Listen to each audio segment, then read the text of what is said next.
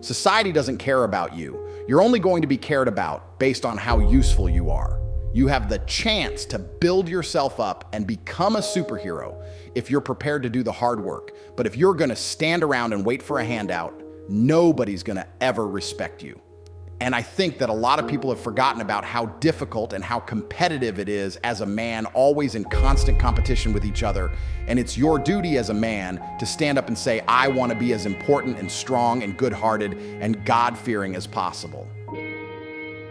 I was a 4-time kickboxing world champion. For 12 years, I trained 5 hours a day, 6 days a week, and I was motivated to train probably about 25% of the time. The rest of the time I went because I am disciplined. You don't feel like going through that shit on a Wednesday morning when you wake up, but you have to do it because you're disciplined. You're either a disciplined individual or you are not a disciplined individual.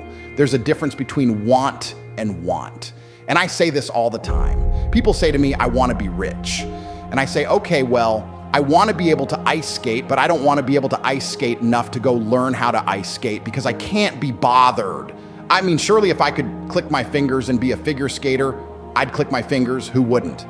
But I don't want to actually go train because I don't want it enough. And this is the exact point with money. Everyone wants money put on their lap. If you truly wanted money, you wouldn't be able to sleep. And this is the point, because when I had nothing, I couldn't be distracted.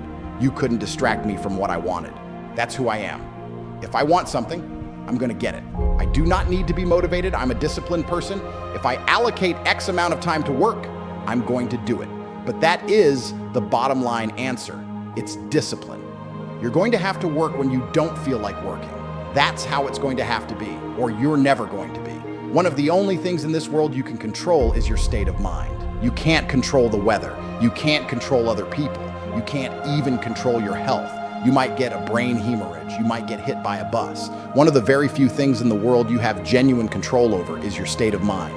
You decide if you're a disciplined person. You decide if you're a happy person. You decide if you're a depressed person. These are things that in real time you can affect in your brain. This is all you can control on earth. If you can't control that, then you're just a feather in the wind and life's gonna blow you around and you might land somewhere good. You might land in dog shit. Nobody knows.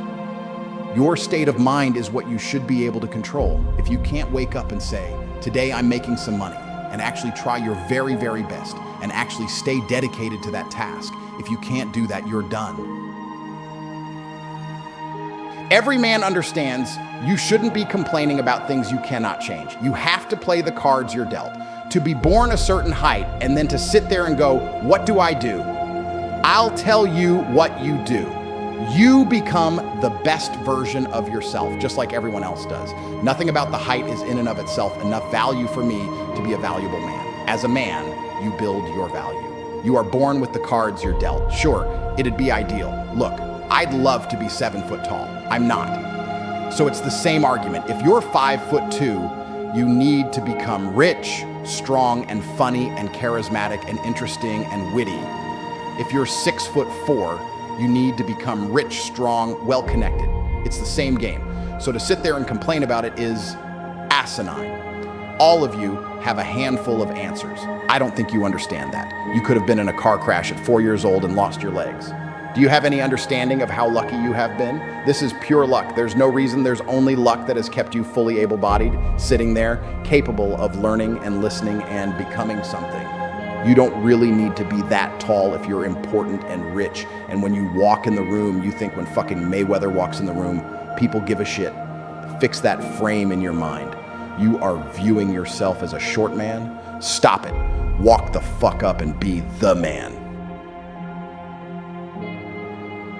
I think we're here to struggle and to learn. I don't think we're here to be happy. That's why when we keep going back to the happy argument, I've always found that kind of frustrating and annoying. And someone goes, oh, but I want to be happy. Why? Why do you want to sit there and laugh? Like you were happy your entire childhood. That's your happy days. You're allowed to be happy as a kid. It's all over now, right? You're a man, you have responsibilities. I think we're here to do important things, and important things are going to be difficult and they're going to be hard and you're going to get frustrated. But that's what gives you purpose. I think we're here to struggle. I think we're here to endure pain. I think we're here to just see how hard we are to kill. I think that going through terrible things and living through them and coming out the other side is one of the most fantastic things about being human. I think that it's almost like once you understand what life is really about, there's no emotion which isn't enjoyable. The only emotional state which can be seen as detrimental is feeling nothing at all. But if you're sitting at home and you're feeling truly heartbroken, at least you're feeling something, right? And I think that's the whole part of being human. I think we're here to struggle. I think we're here to go through pain. I wake up each day and go, what can I attack? What problem can I solve? And look at history. Why did Genghis Khan wake up and want to conquer the whole world? Why did Napoleon conquer the world? Why did Alexander the Great conquer the world? Just wake up and just say, give me this, give me that. I want all of it. There's an army there. They're really big. We're better. It's intrinsic. You need to go and conquer. That's the purpose of life. If you don't struggle, you don't learn. God created us to learn and understand ourselves and understand other people and understand the world. And what did I say earlier? I said that you don't learn a lesson without pain. So you have to struggle to learn anything. There's only two ways to learn things, the hard way or the harder way. If you're smart, you can learn the hard way. But in my experience, 99% of the planet only learn the hardest possible way. Want to feel happy inside of yourself, and you want to feel content, and you want to feel stable inside of yourself, you need to live true to God. And I'm not saying you can't drink a little bit of alcohol or not party or not have a little bit of fun, but you have to be a good person. I don't believe in the societal paradigms in which they have tried to construct this idea of happiness. I don't believe or subscribe to the way that happy and sad is currently understood by the masses of the population. I think if you are anything less than absolutely distraught, you are happy. You're a version of happy. It's like saying gray is a version of black, right? No matter how light the gray is, you can still call it a version of black. Unless you've gone through an event which hopefully doesn't happen too often, like the passing of a family member or something that's truly destructive and detrimental to your mindset.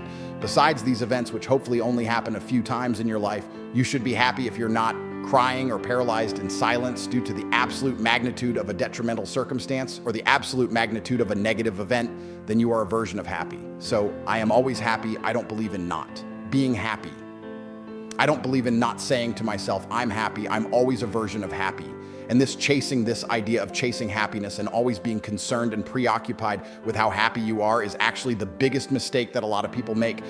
I think in the world today, especially men who wake up and go, I don't really feel happy, so I need to get happier. And that's how they end up down a hedonistic path of drugs or alcohol or gambling, chasing pleasure. I don't care how I feel. I don't care if I feel happy or sad. It doesn't really affect what I do each day. I do the exact same things. I act the exact same way. I don't care. I don't put weight to the significance of the emotion. So I always consider myself a happy person. But if I woke up and I was slightly less happy one day than another, it wouldn't affect anything I do and I wouldn't put any relevance to it. So yeah, am I any happier now that I have hundreds of millions of dollars than before I was broke? Not really, but I was never unhappy. I'm the same state that I was then, that I am now. I have work to do and I will do it. It's as simple as that.